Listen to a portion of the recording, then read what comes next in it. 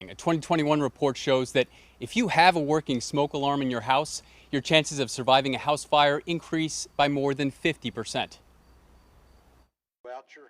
Mayor Brandon Scott and Baltimore Acting Fire Chief James Wallace were joined by dozens of others on Saturday as they walked door to door along Chatford Avenue, checking people's smoke alarms. We are here today because in the recent past, Baltimore has once again lost one of its beloved residents in a house fire. A house fire on June 23rd killed one local resident, and data shows 2023 has been a deadly year for house fires across the city so far, with a spokesperson for the Baltimore City Fire Department telling 11 News that 15 people have died in fires so far in 2023, compared to only 8 people dying in fires in all of last year. Mayor Scott urged Baltimore residents without a smoke detector to call 311. We offer free smoke detectors, free 99 smoke detectors for all of Baltimore. Simply just call 311 and the fire department will show up and put it in for you. National research backs up what the mayor is saying, with a 2021 report by the nonprofit National Fire Protection Association showing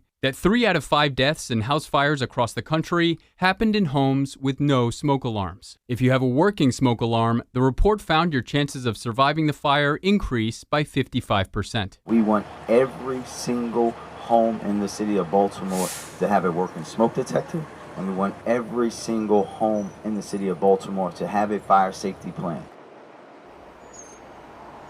And the acting fire chief said that unattended cooking, smoking, and electrical fires are currently the leading causes of house fires here in the city. Live in Baltimore, I'm Tolly Taylor, WBAL TV 11 News.